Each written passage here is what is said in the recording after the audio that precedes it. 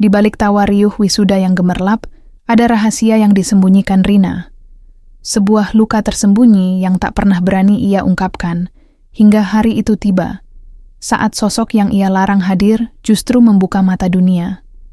Tapi, bisakah keberanian itu mengubah pandangan orang dan menghapus rasa malu yang membelenggunya selama ini?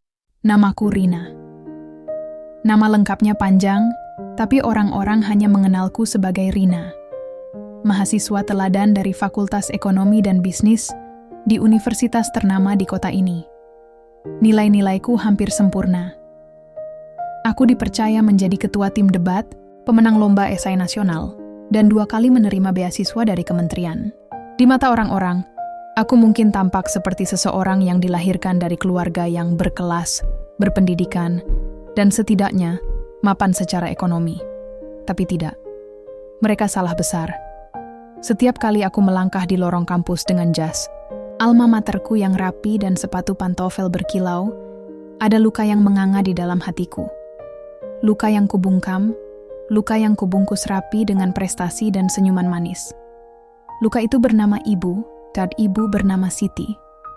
Dia tidak bekerja di kantor, tidak memiliki gelar sarjana, tidak tahu apa itu Excel atau apa itu seminar. Ibu tidak pernah menjejakkan kaki di sekolah menengah. Dia pemulung. Seorang pemulung. Yang setiap pagi mendorong gerobak biru berkaratnya, menyusuri gang-gang sempit, mencari kardus, botol plastik, dan apapun yang bisa ditukar jadi rupiah. Dan aku, anaknya, menerima gelar mahasiswa berprestasi. Ironis bukan? Pagi itu, aku baru saja selesai memberikan presentasi untuk mata kuliah terakhirku sebelum wisuda. Kelas penuh tepuk tangan. Dosenku tersenyum bangga.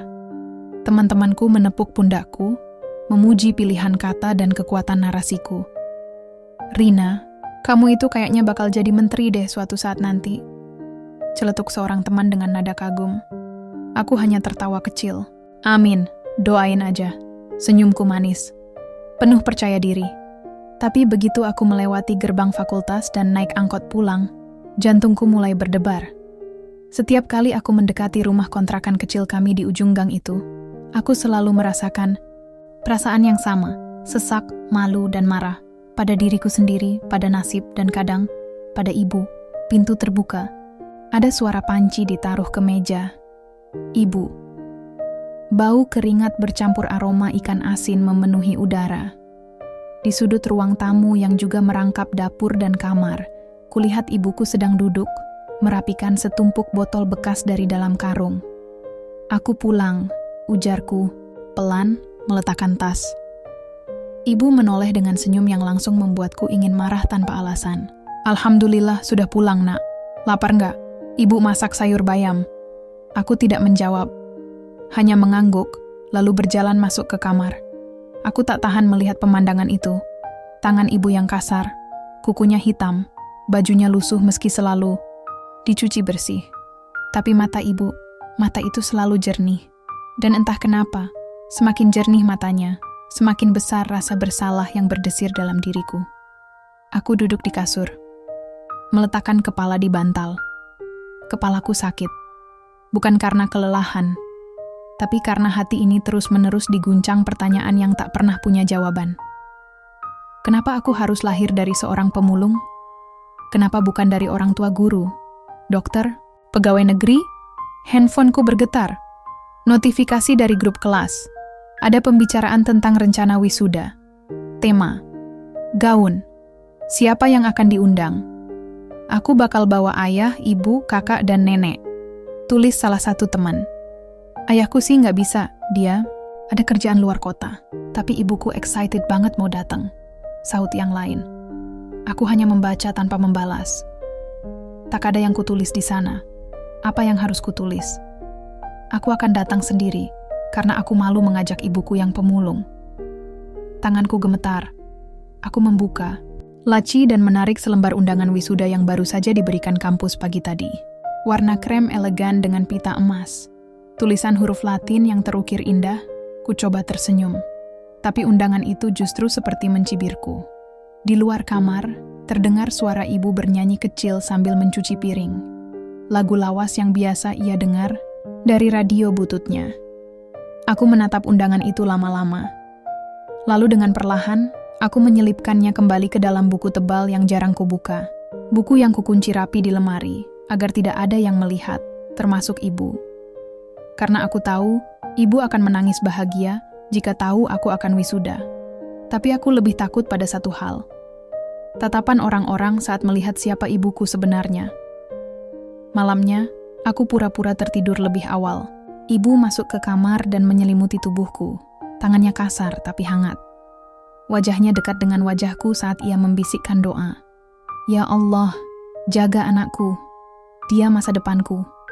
Air mataku jatuh diam-diam, tapi aku tetap menahan diri. Aku tidak akan membiarkan perasaanku melemah. Tidak sekarang. Tidak menjelang hari yang sudah lama kutunggu.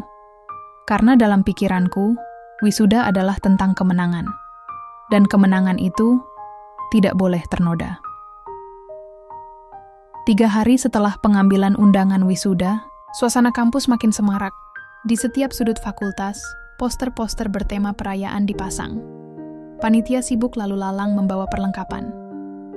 Grup WhatsApp kelas tak henti berbunyi, mulai dari pembagian toga, sesi pemotretan, hingga obrolan tentang rencana keluarga menghadiri acara puncak itu. Dan aku hanya membaca, menanggapi seperlunya, lalu kembali diam. Rin, kamu bawa siapa nanti ke wisuda? Pertanyaan itu datang dari Dinda, teman sekelasku yang terkenal ramah dan supel. Aku tersenyum, mencoba terlihat biasa. Masih belum tahu. Mungkin sendirian. Loh, kok sendiri? Masa nggak ajak ibu? Aku langsung menoleh ke arah lain, pura-pura melihat papan pengumuman. Ibuku sibuk. Lagian dia orangnya nggak suka keramaian. Dinda mengangguk-angguk, lalu kembali sibuk dengan gawainya. Aku menarik napas panjang. Bohong lagi. Tapi entah kenapa, itu terasa lebih mudah daripada menjelaskan kenyataan. Saat jam kuliah selesai, aku pulang lebih cepat. Langit kota mulai mendung, dan aku berharap bisa tiba di rumah sebelum hujan turun. Tapi saat memasuki gang kecil menuju kontrakan, hujan justru turun deras, seperti membasahi isi hatiku yang sudah basah sejak tadi pagi. Aku berlari kecil, sepatu basah kuyup. Ketika sampai di depan pintu, kulihat gerobak ibu terparkir di pojokan. Basah, tapi tetap berdiri tegak, seperti pemiliknya. Ibu, panggilku sambil membuka pintu. Dari dapur, ibu keluar dengan handuk kecil di kepala. Alhamdulillah kamu pulang. Rin, tadi ibu sempat nyariin. Mau teh hangat? Aku mengangguk cepat, lalu masuk ke kamar sambil membawa tasku. Aku mengganti baju, lalu duduk di meja belajar. Dari jendela kecil, kulihat ibu sedang menjemur karung basah di bawah atap yang bocor. Aku membuka buku tebal yang menyimpan undangan wisuda. Kutarik perlahan. Kertas itu masih utuh, masih cantik. Tapi seperti duri dalam daging, keberadaannya membuatku tak nyaman. Rina, suara ibu terdengar dari balik pintu. Boleh ibu masuk? Aku buru-buru menyembunyikan undangan itu kembali ke dalam buku. Masuk, Bu. Ibu melangkah masuk, tangannya membawa secangkir teh dan beberapa potong biskuit yang sudah agak lembek. Ibu lihat. Kamu dapat surat dari kampus, ya? Tanyanya pelan. Aku menatapnya cepat. Hah? Surat apa? Di meja tadi ibu lihat ada amplop warna krem, tulisan emas. Jantungku berdegup lebih kencang. Aku pura-pura tertawa. Oh itu, bukan apa-apa, cuma pengumuman seminar kecil. Ibu tersenyum, meski matanya jelas-jelas menunjukkan ia tahu aku berbohong. Tapi seperti biasa, ia tidak membantah. Ia duduk di lantai, di samping kursi belajarku. Nak, katanya lirih. Kalau kamu wisuda, nanti ibu boleh datang enggak? Pertanyaan itu membuatku lumpuh seketika. Ada keheningan yang menggantung. Bahkan suara hujan pun seperti memudar. Aku menunduk. Bu, aku menarik napas dalam-dalam. Bukan ibu nggak boleh, cuman tempatnya terbatas. Mungkin cuma bisa satu orang tua. Dan, ya, ibu tahu sendiri, acaranya formal banget. Formal? Ibu mengulang kata itu seperti sedang mencernanya perlahan. Iya, banyak dosen, pejabat kampus, orang-orang penting. Aku takut. Ibu nggak nyaman. Ibu hanya diam, lalu tersenyum. Senyum itu sangat lembut, tapi juga sangat menusuk. Kalau memang begitu, ujarnya akhirnya, nggak apa-apa nak, ibu ngerti. Aku ingin bilang maaf, tapi kata itu tak keluar dari mulutku. Seolah ada tembok besar yang memisahkan aku dari ibu. Dan tembok itu kubangun sendiri, sedikit demi sedikit, sejak aku sadar dunia ini mengukur manusia dari penampilan dan status. Malam itu, ibu tidur lebih awal. Tapi aku tahu dia tidak benar-benar tidur. Aku melihat dari sela pintu kamarnya. Ia berbaring menghadap dinding, memeluk bantal kecilnya erat-erat. Matanya terbuka, menatap kosong. Dan untuk pertama kalinya aku merasa kecil. Seperti gadis kecil yang dulu menangis ketakutan karena diejek teman TK. Kamu anak pemulung ya? Hahaha, baju kamu bau sampah. Aku ingat aku pulang, menendang ember, memarahi ibu, dan tidak mau makan seharian. Waktu itu ibu hanya berkata, suatu hari kamu akan ngerti, Rin. Ibu bukan pemulung. Ibu adalah penyambung harapan kamu. Tapi malam ini, aku tetap belum mengerti. Aku duduk di meja, membuka laptop, kutulis pidato untuk hari wisuda nanti. Paragraf pertama berbunyi, hari ini adalah hari kemenangan. Untuk semua keringat, air mata, dan perjuangan. Untuk semua orang yang telah menjadi cahaya dalam gelapku, terutama ibu. Aku menulisnya, tapi aku tidak tahu apakah kalimat itu benar-benar jujur dari hatiku. Seminggu menjelang hari wisuda, gedung kampus sudah dihias dengan spanduk besar bertuliskan "Selamat dan sukses para wisudawan". Mahasiswa lalu lalang dengan toga di tangan, sesekali berhenti untuk berfoto dengan latar belakang baliho universitas. Di tengah keramaian itu, aku hanya berdiri diam di tangga depan fakultas, melihat dari jauh, tak ingin benar-benar menjadi bagian dari semua keriuhan itu. Hatiku seolah terpisah dari tubuhku. Ada suara kecil yang terus berbisik, kamu nggak pantas. Bahagia kalau malu dengan asalmu sendiri. Aku mencoba menepisnya. Aku bilang pada diriku sendiri, ini hanya fase. Semua orang pasti punya konflik batin. Aku hanya harus fokus. Fokus ke hari H. Fokus ke pidato yang harus kusampaikan. Aku, mahasiswa terbaik, perwakilan angkatan, pidatoku akan didengar seluruh ruangan. Tapi semakin dekat hari itu, pikiranku justru semakin kusut. Malam itu, aku membuka album foto lama. Album tua dengan sampul lusuh yang disimpan ibu di lemari bawah. Ada foto saat aku masih kecil, berdiri di samping ibu di depan gerobaknya. Senyumku lebar, wajahku penuh debu, dan tangan ibu menggenggam bahuku erat. Aku masih ingat hari itu, aku menangis karena teman SD menertawakanku. Mereka melihat ibu menunggu di depan gerbang sekolah dengan gerobak. Mereka menunjuk-nunjuk sambil tertawa. Ih, itu ibunya Rina ya, pakai gerobak, hahaha. Aku pulang dengan wajah marah, melempar tas, dan bilang pada ibu, lain kali jangan jemput aku lagi, malu. Ibu tak bicara. Ia hanya mencuci tangan, lalu memelukku dari belakang. Maaf ya nak, ibu nggak punya motor kayak orang tua teman-teman kamu. Malam itu, aku tidak menjawab. Dan sejak hari itu aku pulang sendiri. Tidak pernah membiarkan ibu menjemputku lagi. Meski kadang hujan deras, atau aku harus menunggu lama karena angkot tak kunjung datang. Dan sekarang, aku masih seperti gadis kecil itu. Rin, kamu udah fitting toga belum? Pesan dari ketua. Panitia masuk ke ponselku. Aku buru-buru mengetik balasan pendek. Sudah, padahal belum. Aku menghindar dari semua yang berkaitan dengan wisuda. Tak lama kemudian, ponselku bergetar lagi. Kali ini dari nomor tak dikenal. Assalamualaikum, ini dengan Rina, ya? Suara wanita di ujung sana terdengar ramah. Iya, betul. Maaf, ini siapa ya? Saya dari bagian kemahasiswaan. Kami ingin mengonfirmasi bahwa Anda terpilih sebagai pembicara wisuda tahun ini. Selamat ya. Kami tunggu naskah pidatonya maksimal 2 hari sebelum acara. Oh, iya, Baik, terima kasih banyak. Setelah telepon ditutup, aku terdiam lama. Terpilih jadi pembicara.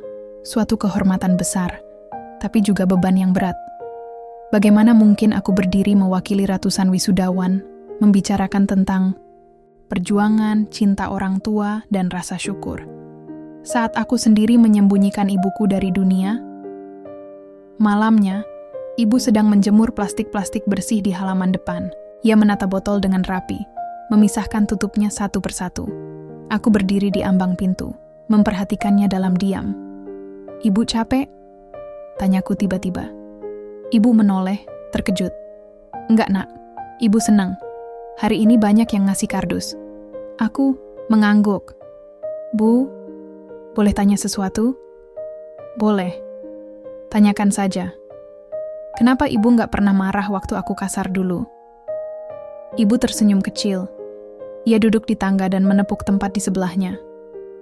Aku datang dan duduk di sana. Ibu tahu, kamu malu. Tapi ibu juga tahu, itu bukan karena kamu jahat. Kamu cuma belum bisa berdamai sama kenyataan. Aku menggigit bibir. Tapi aku jahat, Bu. Sampai sekarang pun aku belum bisa bangga sama ibu. Ibu terdiam sejenak. Lalu ia berkata dengan suara sangat pelan, "Kamu boleh malu, itu hak kamu. Tapi ibu tetap akan bangga sama kamu. Karena kamu belajar, kamu berjuang. Semua itu nggak sia-sia.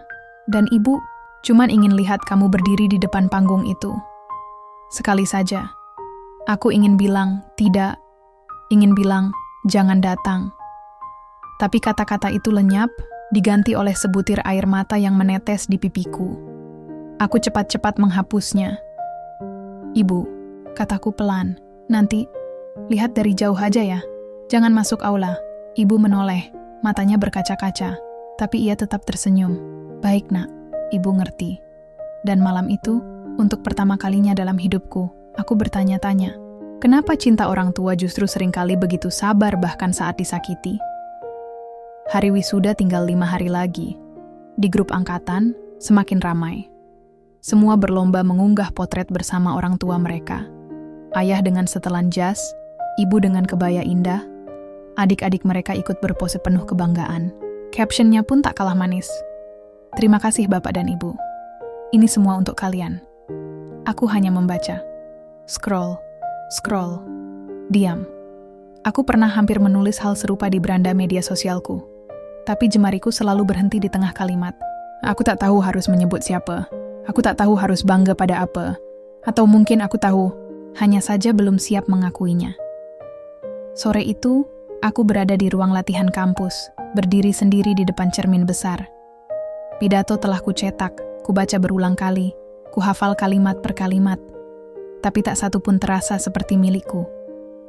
Hari ini, bukan hanya tentang ijazah, tapi tentang cinta yang telah mengantarkan kita ke sini. Aku berhenti membaca. Kalimat itu terdengar palsu dari mulutku sendiri.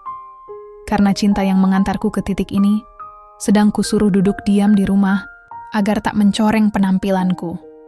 Aku menatap pantulan diriku di cermin. Rambutku rapi, blazer hitam yang kupakai tampak mewah. Tapi tatapanku kosong. Aku tahu. Aku sedang mengenakan topeng. Pulang ke kontrakan, suasana rumah hening. Ibu sedang mencuci kaki, duduk di pojok dapur dengan baskom kecil di depannya. Tangannya penuh bekas luka gores plastik dan bekas sabun cuci. Tapi wajahnya tetap tenang, seakan rasa sakit bukan hal baru baginya. Ibu dapat botol banyak hari ini? Tanyaku sambil duduk di meja makan. Lumayan. Dapat plastik dari sisa hajatan. Tapi, tadi sempat digusur satpam. Katanya nggak boleh dekat tempat pembuangan belakang hotel. Aku menggigit bibir. Ingin marah tapi tak tahu pada siapa. Pada satpam, atau pada sistem yang memandang rendah orang seperti ibuku? Bu, kataku pelan. Kalau nanti datang, jangan pakai baju kerja, ya. Ibu berhenti menggosok kakinya. Maksud kamu, baju pemulung? Aku mengangguk pelan, tak berani menatapnya. Ibu punya daster yang agak bagus kok, katanya singkat. Aku buru-buru menimpali. Bukan daster, Bu. Maksudku, mungkin ibu bisa pinjam baju ke Bu Wati. Yang agak resmi. Ibu tersenyum kecil. Tapi, Senyum itu hambar. Aku tahu, itu bukan senyum yang tulus, tapi senyum orang yang sedang berusaha memaklumi. Kalau itu bisa bikin kamu nyaman, Ibu usahakan, Nak. Lagi-lagi, aku tak tahu harus bahagia atau sedih mendengarnya. 2 hari kemudian, aku sedang makan di kantin kampus, ketika teman sekelompokku, Randy, membuka topik yang membuatku kaget. Rin, kemarin aku lihat kamu lagi jalan sama seorang ibu di pasar depan gang itu. Itu ibumu ya? Aku tersedak. Sendok di tanganku nyaris jatuh. Iya. Jawabku ragu. Randy terkekeh. Aku kira bukan. Soalnya, maaf ya, kayak beda jauh sama kamu. Kamu kan modis, kuliah juga pinter. Kukira ibumu pegawai atau dosen gitu. Aku tertawa kecil, paksa. Ibu biasa aja. Nggak kerja kantoran sih. Dinda, yang duduk di sampingku, menimpali. Tapi salut loh. Ibumu pasti hebat bisa besarin kamu sampai sejauh ini. Aku mengangguk. Tapi dalam hati, kalimat itu justru menamparku. Kenapa pujian dari orang lain membuatku malu? Aku pulang dengan kepala penuh tanya. Apakah benar aku sedang mempermalukan diriku sendiri karena menyembunyikan ibu? Atau sebenarnya, aku hanya takut melihat mata-mata penuh penghakiman itu tertuju pada kami? Malam itu aku terbangun dari tidurku. Hujan turun deras. Dan di tengah suara gemuruh, aku mendengar isak tangis dari kamar sebelah. Ibu. Aku berdiri, membuka pintu pelan. Di balik tirai, kulihat punggung ibu membungkuk. Ia sedang duduk di lantai, menatap album foto yang kemarin kubuka. Ia memeluk salah satu fotoku saat TK. Aku berdiri dengan seragam merah putih lusuh, tersenyum lebar, di samping gerobak plastik kami. Ibu minta maaf, Rin, bisiknya, seperti bicara pada foto itu. Ibu tahu kamu malu punya ibu seperti ini, tapi ibu nggak pernah malu punya anak kayak kamu. Air mataku jatuh. Aku menutup mulut agar tak mengeluarkan suara. Itu pertama kalinya aku menyadari. Ibu tak pernah menuntut untuk dimengerti. Tapi hatinya tetap penuh luka. Luka yang kutorehkan sendiri. Hari itu hari Kamis. 2 hari sebelum wisuda. Aku duduk di pojok perpustakaan, dikelilingi buku-buku dan meja kosong. Di hadapanku, naskah pidato terbuka. Kata demi kata telah kubentuk berulang kali. Sudah 10 draft kutulis, tapi tak ada satupun yang terasa jujur. Semuanya terasa seperti upacara formal yang terlalu rapi. Tidak ada satupun ruang untuk luka. Dan untuk pertama kalinya, aku sadar. Aku tidak tahu bagaimana caranya bicara tentang kebanggaan. Kalau aku bahkan belum bisa berdamai dengan rasa malu. Di luar jendela, angin meniup pohon-pohon kampus dengan keras. Aku memejamkan mata, menarik napas dalam, lalu menulis lagi. Saya berdiri di sini bukan karena langkah saya ringan, tapi karena ada seorang wanita yang rela memikul beban dunia agar saya bisa berlari. Tanganku berhenti, jantungku berdebar. Wanita itu, ibuku, sedang duduk di rumah kecil kami, mungkin sedang menambal karung atau melipat-lipat plastik bekas. Di balik semua penampilannya yang lusuh, tersembunyi perjuangan yang tak pernah kutuliskan dalam CV atau portofolio apapun.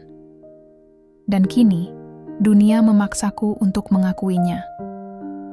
Sore hari, aku pulang lebih cepat. Rumah kontrakan sepi, tapi ibu belum ada. Biasanya jam segini dia sudah mulai menyiapkan makan malam. Aku duduk di kursi panjang dekat pintu, menunggu. Jam berlalu, matahari sudah tenggelam. Aku mulai resah. Sekitar pukul 8 malam, baru ku dengar pintu pagar diketuk pelan. Ibu masuk sambil membawa 2 karung besar yang ia tarik dengan susah payah. Bajunya basah oleh keringat, tangan kirinya memar. Tapi ia tetap tersenyum. Maaf ya, Nak. Ibu pulang telat. Tadi ada keributan di TPS. Sempat dituduh rebutan lapak. Aku berdiri dan membantunya meletakkan karung. Hatiku berdenyut perih melihat wajah lelah itu. Ibu, gak apa-apa? Tanyaku sambil memeriksa lukanya. Gak apa-apa, udah biasa. Jawabnya ringan. Tapi aku tahu, yang biasa itu bukan luka fisik. Yang biasa Itu adalah luka batin, karena dunia tak pernah adil padanya. Malam itu kami makan bersama di dapur kecil. Lampu satu-satunya menggantung di atas kepala, goyang sedikit karena angin. Ibu, suaraku pelan. Iya nak. Aku udah selesai nulis pidato. Ibu tersenyum. Wah, bagus dong. Ibu boleh dengar? Aku terdiam sebentar, lalu menggeleng, pelan. Belum sekarang. Tapi, aku mau bilang sesuatu. Ibu menatapku. Nanti, di hari wisuda, ibu bisa datang, duduk di aula. Pakai baju apapun yang ibu punya. Gak usah minjem, gak usah dandan. Aku cuma mau ibu ada di sana. Ibu terenyak, mulutnya terbuka sedikit, lalu matanya berkaca-kaca. Beneran, Rin? Tanyanya nyaris berbisik. Aku mengangguk. Aku udah terlalu lama menyembunyikan ibu dari dunia, dan itu salah, aku malu. Tapi bukan karena ibu. Aku malu sama diriku sendiri. Ibu mendekat. Ia genggam tanganku, lalu menatapku dengan mata yang tak bisa kusebut selain mata orang yang mencintai tanpa syarat. Kamu gak salah, nak. Kamu cuma takut. Tapi kamu berani sekarang. Itu cukup. Dan malam itu, kami berdua menangis. Tapi untuk pertama kalinya. Tangis itu bukan karena luka, tapi karena ada harapan. Keesokan harinya, aku pergi ke kampus untuk gladi resik. Aula besar dipenuhi suara. Panitia lalu lalang. Aku berdiri di panggung, berlatih membacakan pidato. Tiba-tiba, salah satu panitia, Wulan, menghampiri.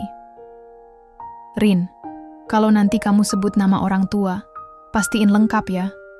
Takutnya panitia dokumentasi perlu nyocokin. Aku mengangguk. Lalu ia bertanya lagi, nama ibu kamu siapa ya? Aku terdiam sesaat.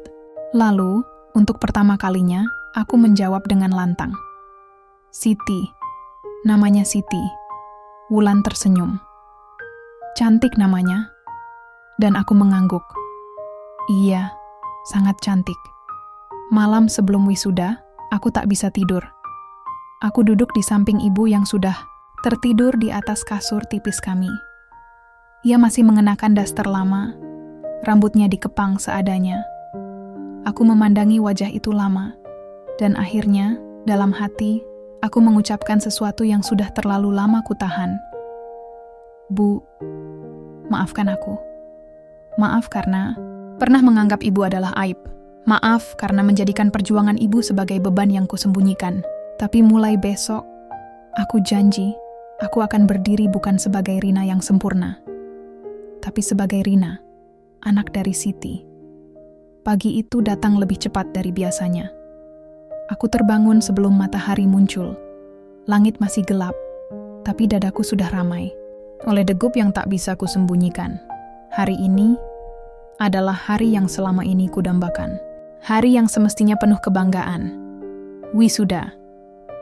Kupandangi toga hitam yang tergantung di balik pintu, rapi, licin, siap kupakai. Tapi di balik kegembiraan itu, ada satu hal yang terus menghantuiku. Bagaimana dunia akan memandang ibu? Ibu bangun lebih dulu dariku. Saat aku keluar kamar, ia sudah berdandan sederhana.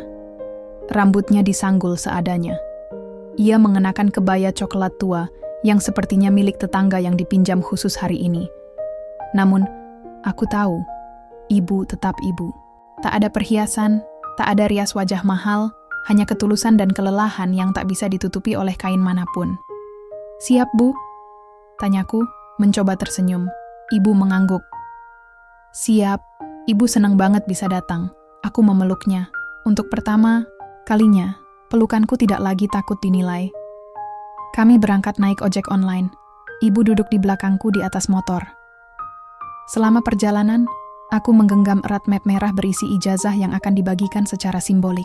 Setiap sudut kota pagi itu tampak sibuk, penuh keluarga dengan baju bagus dan mobil mewah. Tapi aku hanya punya satu hal. Ibu. Sampai di kampus, suasana ramai luar biasa. Aula megah sudah dipenuhi ratusan orang. Para wisudawan sibuk berfoto. Di antara mereka, ibu terlihat kecil, tak mencolok. Tapi matanya berbinar penuh bangga. Aku mengantar ibu duduk di kursi undangan di barisan belakang. Ia menatapku sambil tersenyum kecil. Ayo nak, ibu tunggu di sini. Aku masuk ke barisan wisudawan. Togaku pakai. Pita hijau melingkar di leherku. Di tangan, naskah pidato yang semalam baru benar-benar rampung kutulis. Waktu terasa berjalan, cepat. Suara pembawa acara, suara dekan, tepuk tangan, semua berlalu seperti angin. Sampai akhirnya, aku dipanggil maju. Namaku disebut. Aku bangkit. Berjalan ke podium. Cahaya sorot lampu panggung menghantam wajahku. Ratusan pasang mata menatap. Tersenyum, mengamati. Aku menarik napas panjang. Lalu mulai berbicara. Assalamualaikum warahmatullahi wabarakatuh. Hari ini adalah hari yang luar biasa. Hari di mana langkah-langkah kami, para wisudawan, akhirnya mencapai garis akhir dari sebuah perjalanan panjang. Tapi izinkan saya, berdiri di sini bukan hanya untuk mengucap syukur, melainkan untuk menyampaikan sesuatu yang lebih dalam. Saya berdiri di sini bukan karena saya hebat, bukan karena saya pintar, tapi karena ada satu sosok yang setiap harinya memikul beban lebih berat dari yang bisa saya bayangkan. Suara gemuruh tepuk tangan mulai pelan-pelan berhenti. Semua mendengar. Ia bukan pegawai kantoran, bukan pula dosen atau pejabat. Ia adalah seorang pemulung.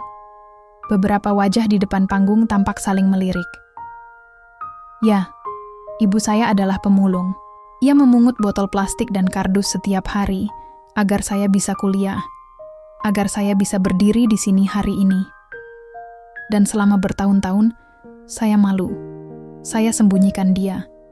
Saya tutup cerita itu dengan prestasi dan pencitraan. Tapi hari ini, saya ingin mengatakan yang sejujurnya. Saya bangga menjadi anak dari Siti. Hening. Lalu tepuk tangan meledak. Riuh. Beberapa berdiri. Beberapa tampak menitikkan air mata. Tapi di sela sorakan itu, ada satu suara terdengar pelan. Cukup. Dekat untuk kutangkap. Pemulung kok bangga. Malu-maluin aja. Aku menoleh sekilas. Seorang ibu paruh baya berbicara pelan pada suaminya. Senyum sinis tampak di wajah mereka. Mataku langsung mencari ibu. Ibu duduk diam. Matanya kosong. Ia juga mendengar. Dan seketika, semua tepuk tangan itu tak lagi berarti. Karena yang kudengar hanyalah suara kecil itu. Suara yang sejak dulu kutakuti. Suara yang membuatku dulu menolak kehadiran ibu. Suara yang mencoba meruntuhkan seluruh keberanianku. Aku menunduk. Nafasku bergetar. Tapi kemudian, sesuatu terjadi. Ibu berdiri. Ia tak bicara. Tak menangis. Ia hanya menatapku dari kejauhan. Mengangguk, kecil. Lalu meletakkan tangan di dadanya. Sebuah isyarat. Tidak apa-apa, nak. Aku di sini. Dan aku tahu, itu cukup. Setelah pidato usai, acara berlanjut. Foto-foto. Ijazah simbolik, musik dimainkan, tapi semua terasa kabur. Aku hanya ingin segera keluar dari aula itu, mencari ibu. Aku berlari ke belakang aula. Ia berdiri sendirian, memandangi pot bunga. "Bu." Ia menoleh. Wajahnya tenang, tapi mata itu, mata yang biasa menahan banyak hal, basah. Aku memeluknya erat. "Maaf, Bu. Maaf." Ibu menggeleng. "Kamu hebat. Ibu bangga. Ibu bahagia banget." Kami duduk berdua di bawah pohon rindang dekat taman kampus. Beberapa orang menghampiri untuk mengucapkan selamat. Sebagian memuji pidatoku. Tapi ada juga yang datang hanya untuk memotret ibu diam-diam. Mungkin untuk dibagikan sebagai meme atau bahan gosip. Aku hampir marah. Tapi ibu memegang tanganku. "Biarin aja. Kalau itu bikin mereka senang, nggak apa-apa. Ibu cuma pengen kamu jadi orang yang nggak pernah malu jadi manusia." Aku menggigit bibir, menahan amarah, tapi juga merasa lelah. Dunia ini memang belum sepenuhnya ramah. Tapi hari ini, aku tahu satu hal pasti. Aku tak akan pernah malu lagi mengaku bahwa aku anak dari seorang pemulung. Karena dalam segala kekurangannya, ia mengajariku arti cinta yang tak perlu pengakuan. Hari-hari setelah wisuda seharusnya menjadi hari yang tenang. Hari untuk beristirahat, merayakan, dan memikirkan langkah selanjutnya dalam hidup. Tapi tidak untukku. Setelah pidato itu viral, semuanya berubah. Potongan video saat aku mengatakan, ibu saya seorang pemulung, tersebar cepat. Komentar-komentar membanjiri akun media sosialku. Ada yang menyentuh, ada yang menyakitkan, dan ada pula yang menusuk seperti duri. Keren, Rina. Kamu inspirasi banyak orang. Kok bisa ya anak pemulung sepintar ini? Gak malu ya ngaku ibunya pemulung? Dan yang paling membuatku tercekat, pasti cuma mau cari simpati, biar dapat beasiswa atau panggung. Aku membaca semuanya dalam diam. Malam itu, aku duduk di ruang tamu kecil kami. Layar ponsel menyala di tangan. Ibu sedang menjemur pakaian di belakang rumah. Aku ingin bicara padanya. Ingin menunjukkan semua komentar yang menyakitkan itu. Tapi apa gunanya? Ibu tidak butuh pengakuan dari layar. Ia hanya ingin aku bahagia. Beberapa hari kemudian, aku menerima undangan wawancara dari sebuah perusahaan besar. CV-ku sudah mereka lihat. Nilai-nilaiku mengesankan, tapi aku tahu. Alasan utama mereka memanggilku adalah karena video itu. Aku datang dengan penuh harap, tapi juga dengan kegelisahan yang sulit disembunyikan. Wawancara berlangsung di gedung tinggi dengan interior mewah. Aku duduk di kursi yang terlalu empuk, menghadap 3 pewawancara yang senyumnya terlalu tipis. Salah satu dari mereka membuka percakapan. Rina, terima kasih sudah datang. Kami sangat tertarik setelah menonton pidatomu. Sangat menginspirasi.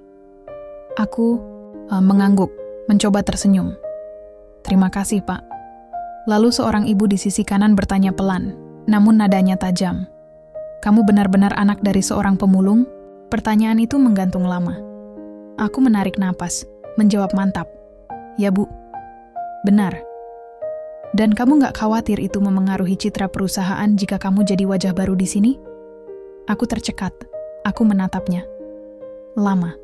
Lalu menjawab, saya pikir citra yang kuat dibangun dari keberanian untuk jujur. Hening. Dan aku tahu, detik itu juga, mereka tidak akan menerimaku. Sampai rumah, aku tidak langsung masuk. Aku duduk di tepi gang kecil, melihat anak-anak bermain dengan gembira. Mereka belum mengenal apa itu gengsi. Belum tahu apa itu penolakan. Dan aku baru saja merasakannya lagi. Penolakan karena darah yang mengalir di tubuhku dianggap kotor oleh dunia yang terlalu menjunjung kemasan. Ibu menyadari wajahku murung saat aku pulang. Ia menyeduhkan teh hangat, duduk di sampingku. Gagal? Tanyanya lembut. Aku mengangguk pelan. Mereka bilang khawatir citra perusahaan rusak karena latar belakangku. Ibu tak langsung menjawab. Ia menatap langit-langit rumah yang bocor. Waktu, kamu kecil, kita pernah hampir diusir dari kontrakan karena nggak bisa bayar. Ibu nangis semalaman, tapi pagi-pagi kamu bangun dan bilang, nggak apa-apa, Bu. Nanti kita tinggal di rumah langit aja. Aku menoleh, mencoba tersenyum walau mata mulai panas. Kamu dulu kuat banget, Nak. Sekarang juga. Cuma, kadang dunia belum siap terima orang yang jujur. Aku memejamkan mata. Kata-kata ibu menusuk, tapi juga menenangkan. Keesokan harinya aku membuka laptop dan menulis. Bukan lamaran kerja, tapi artikel judulnya. Anak pemulung bukan aib, kuposting di media sosial. Kutulis dari hati tanpa editan berlebihan. Kupaparkan pengalaman ditolak bukan karena kurang layak, tapi karena dianggap membawa nama buruk. Beberapa jam kemudian, ratusan komentar membanjiri. Sebagian mendukung, sebagian mencemooh. Tapi satu pesan masuk ke emailku, dari seseorang tak terduga, seorang dosen tamu dari universitas tempatku kuliah dulu. Ia juga aktivis pendidikan. Rina, saya membaca tulisanmu.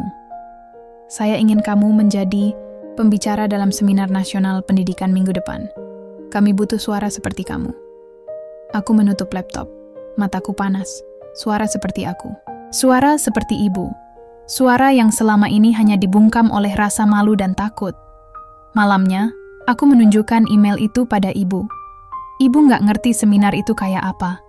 Katanya sambil tertawa kecil. Aku menggenggam tangannya. Nanti ibu duduk di baris depan. Kayak waktu wisuda. Ibu mengangguk. Ibu bawa plastik juga nggak apa-apa. Kali aja bisa pungut botol di jalan pulang. Kami tertawa. Tapi di dalam tawaku ada air mata. Air mata karena untuk pertama kalinya dalam hidup, aku sadar kebanggaan bukan soal reputasi, tapi soal siapa yang tetap menggenggammu meski dunia menolaknya. Gedung auditorium itu tampak megah dari luar, jauh berbeda dari tempat manapun yang pernah kudatangi bersama ibu. Di dalam, lampu-lampu panggung memancar terang. Kursi-kursi tersusun, rapi, terisi oleh orang-orang penting. Akademisi, aktivis, mahasiswa, bahkan beberapa tokoh dari media nasional. Aku duduk di ruang tunggu kecil di belakang panggung. Namaku tertulis di urutan pembicara ketiga. Waktu terasa berjalan lambat, padahal jantungku berdetak terlalu cepat. Ibu duduk di barisan depan. Aku bisa melihatnya dari celah tirai. Ia mengenakan baju yang sama seperti saat wisudaku. Rambut disanggul, rapi. Di tangannya, sebuah kantong kecil berisi botol minum dan roti kering yang dibawanya dari rumah. Wajahnya polos, sederhana, tapi bagiku, ia adalah satu-satunya wajah yang membuatku merasa cukup. Sesi dimulai. Moderator membuka seminar dengan pidato singkat, lalu menyambut pembicara pertama. Seorang doktor dari universitas ternama bicara soal inklusivitas dalam pendidikan. Lalu seorang aktivis berbicara soal ketimpangan akses pendidikan untuk anak-anak, marginal namaku kemudian disebut. Aku melangkah ke panggung, menatap ratusan mata yang menunggu cerita. Aku berdiri di hadapan mereka, mikrofon di tangan, suara bergetar. Nama saya Rina, anak dari seorang pemulung. Suara ruang hening. Semua menatap. Selama bertahun-tahun, saya sembunyikan siapa ibu saya. Bukan karena malu pada beliau, tapi karena malu pada dunia yang mengajarkan bahwa pekerjaan menentukan nilai seseorang. Aku bercerita tentang malam-malam, ibu pulang membawa bau sampah. Tentang hari-hari di mana aku pura-pura tidak mengenalnya jika kami bertemu di jalan dekat kampus. Dan tentang hari wisudaku, di mana ibu datang, bukan dengan kebanggaan duniawi, tapi dengan cinta yang tak bisa dibeli. Hari itu, saya berdiri di podium dengan kebanggaan yang baru saya pahami maknanya. Dan saya ingin dunia tahu, pendidikan, saya tidak datang dari emas atau perak, tapi dari kardus, botol plastik, dan langkah kaki seorang ibu yang tak pernah menyerah. Tepuk tangan terdengar, beberapa berdiri, beberapa menangis. Aku menatap ibu, matanya basah. Tapi di tengah itu semua, sebuah suara terdengar cukup lantang dari barisan tengah. Kalau kamu benar cinta ibumu, kenapa dulu kamu larang dia datang? Ke wisuda? Aku terdiam. Suara itu, ku kenal, kepalaku berputar. Mataku menangkap sosok yang berdiri. Tasya, teman kuliahku dulu. Kami pernah dekat, sangat dekat. Sampai suatu hari aku menjauhinya karena ia tahu tentang latar belakang ibuku. Diam-diam ia mulai menyebarkan gosip, membuatku menjadi bahan ejekan beberapa mahasiswa. Dan sekarang, ia berdiri di seminar ini, melontarkan luka lama di depan semua orang. Aku menarik napas. Mikrofonku genggam lebih erat. Benar, dulu saya malu. Saya menolak ibu datang. Saya menyembunyikan siapa saya. Dan itu penyesalan terbesar saya. Tapi, hari ini saya berdiri di sini bukan sebagai manusia yang sempurna, tapi sebagai manusia yang akhirnya belajar menerima.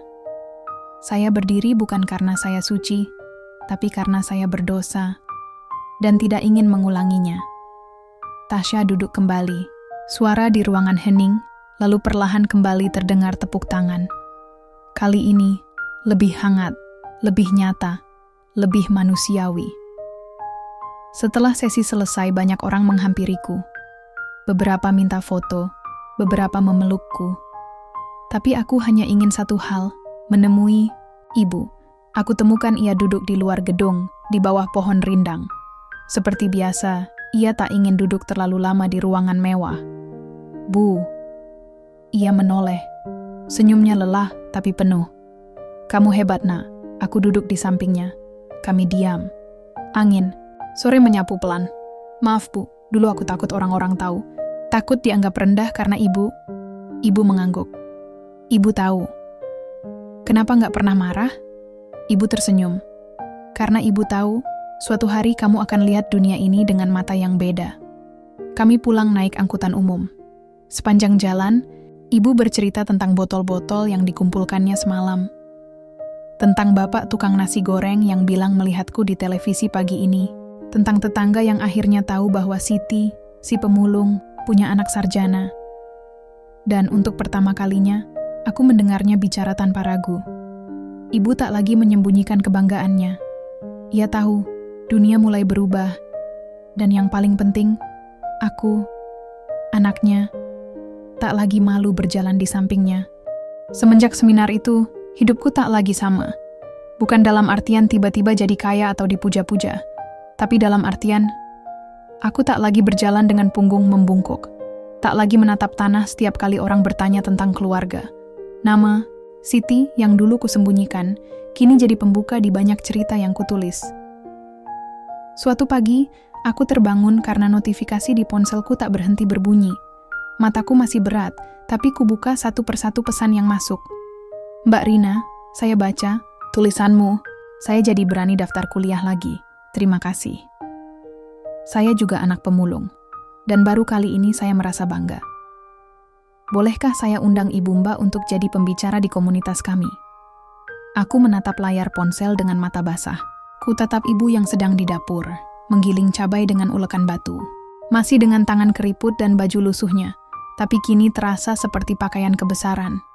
Tanpa berkata-kata, aku mendekat, memeluknya dari belakang. Ibu jadi inspirasi banyak orang. Tahu nggak? Ibu terkekeh pelan. Inspirasi apaan? Cuman, tukang pungut sampah. Aku menatap wajahnya dari samping. Tapi dari sampah itulah, ibu kumpulkan masa depan. Hari-hari berikutnya, kami banyak diundang ke berbagai acara. Kadang seminar, kadang sekadar diskusi kecil. Aku berbicara tentang pendidikan dan keberanian. Ibu berbicara tentang ketulusan dan kerja keras. Salah satu acara yang paling berkesan adalah ketika kami diundang ke SMA tempatku dulu belajar. Aku berdiri di aula yang dulu sering kulewati dengan malu-malu, dan kini mengisi panggungnya dengan suara lantang. Tapi kejutan sesungguhnya datang dari seseorang yang tak kusangka akan hadir. Bu Desi, guru BK yang dulu sering menegurku karena sikapku yang tertutup dan pemarah. Ia menghampiriku setelah acara, menggenggam tanganku. Rina, ibu bangga padamu. Dulu ibu takut kamu akan tumbuh dengan luka yang tidak pernah kamu terima. Tapi sekarang, kamu justru menyembuhkan luka banyak orang. Aku menahan air mata. Tak sangka guru yang dulu kupikir membenciku, justru menyimpan harapan besar untukku. Suatu sore, saat kami baru pulang dari undangan di sebuah universitas, aku menemukan ibu duduk sendiri di teras. Di hadapannya, ada sebuah kardus besar kosong. Aku duduk di sebelahnya, memerhatikan ia mencoret-coret permukaannya dengan spidol hitam. Aku kira, ibu mau bikin label baru untuk sampah, kataku sambil tertawa kecil. Tapi ketika kulihat lebih dekat, aku tercekat. Di kardus itu, ibu menulis, Siti, pemungut asa. Aku menatap tulisan itu lama, sebelum akhirnya menangis. Tangisku yang pertama bukan karena malu atau marah, tapi karena haru dan bangga. Bu, itu indah sekali. Ibu mengangguk. Dulu ibu cuma tulis sampah kering. Sekarang, boleh dong tulis nama ibu sendiri. Malam itu, aku menulis cerita baru. Tentang ibu. Tentang kardus itu. Dan tentang bagaimana nama sederhana bisa berubah makna ketika kita punya keberanian untuk menuliskannya sendiri. Tulisan itu viral. Banyak media menyorotnya. Tapi lebih dari itu, banyak hati yang tersentuh. Banyak anak yang akhirnya mengaku bahwa mereka juga anak dari tukang becak, penjaga warung, buruh cuci, bahkan pemulung. Kami tidak lagi bersembunyi. Salah satu media besar kemudian menghubungiku, menawarkan kesempatan untuk menulis buku. Bukan biografi, tapi kumpulan kisah anak-anak yang tumbuh dalam pelukan para orang tua pekerja keras. Judul yang kupilih sederhana, nama ibu di atas kardus. Dan di halaman pertama, hanya ada satu kalimat. Untuk Siti, pemulung yang mengajarkanku bagaimana mencintai manusia tanpa mengukur mereka dari dompetnya. Aku tak lagi merasa terjebak dalam masa lalu. Kini, masa laluku justru jadi bahan bakar untuk masa depan yang lebih jujur. Ibu tak berubah. Ia tetap pulang dengan bau matahari dan plastik bekas. Tapi ia kini berjalan dengan langkah ringan. Ia tak lagi menunduk saat lewat di depan rumah tetangga. Dan aku, akhirnya bisa berjalan bersamanya. Di sisi jalan, tanpa rasa malu. Pagi itu, udara di luar rumah terasa lebih hangat dari biasanya. Matahari menyelinap perlahan melalui jendela, kamar, menyapa lembaran-lembaran buku dan tulisan yang sudah memenuhi mejaku. Aku duduk menatap layar laptop, mencoba menyusun kata terakhir untuk bukuku. Kata-kata yang bukan sekadar cerita, tapi harapan.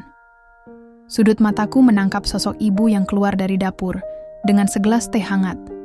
Ia berjalan pelan, tangan keriputnya menggenggam cangkir dengan hati-hati. Aku tersenyum, mengangguk.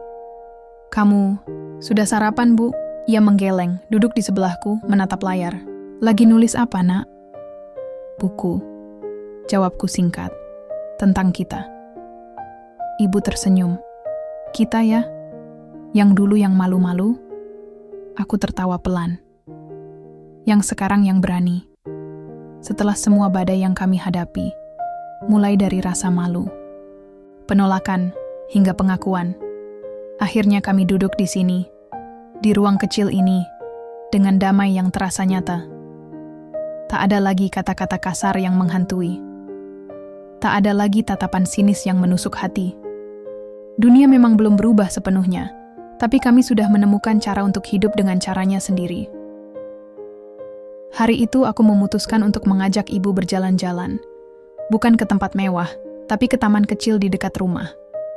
Tempat yang dulu selalu kami lewati dengan buru-buru, sekarang menjadi saksi bisu langkah kami yang tenang. Ibu duduk di bangku kayu, menatap anak-anak bermain riang.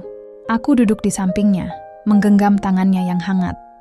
"Bu, aku mau bilang terima kasih untuk semua yang ibu lakukan. Untuk semua yang ibu tahan." Ibu menoleh, matanya berkaca-kaca. "Ibu hanya ingin kamu bahagia, Nak. Itu saja." Aku bahagia sekarang. Karena aku belajar, kebahagiaan bukan soal apa yang dunia pikirkan tentang kita, tapi apa yang kita pikirkan tentang diri kita sendiri. Ibu tersenyum, mengusap rambutku dengan lembut. "Kalau begitu, kita sudah sampai di tujuan." Malamnya, aku membaca surat lama dari ayahku yang sudah lama kubuang. Dalam surat itu, ia menulis tentang impiannya melihat aku sukses tanpa menghiraukan apa kata orang. Aku meneteskan air mata. Perjuangan ibu dan dukungan ayah adalah dua pilar yang membentuk siapa aku hari ini. Aku menyadari bahwa kebanggaan terbesar bukan berasal dari pengakuan orang lain, tapi dari keberanian menerima dan mencintai diri sendiri serta keluarga. Keesokan, harinya aku meluncurkan buku, nama ibu di atas kardus, secara daring. Ucapan selamat dan doa mengalir dari seluruh penjuru negeri. Aku tahu ini bukan akhir, tapi awal sebuah perjalanan baru. Untukku, ibu, dan semua orang yang pernah merasa rendah karena latar belakang mereka. Aku menatap foto ibu di sampingku, wajah sederhana yang penuh cinta dan keteguhan. Di situ aku menemukan kekuatan sejati. Saat matahari terbenam, aku berjalan pulang bersama ibu. Kami menyusuri jalan kecil yang dulu penuh rintangan, kini penuh harapan. Langkah kami tidak lagi berat. Kami berjalan dengan kepala tegak, hati penuh damai, dan cinta yang tak pernah lekang oleh waktu.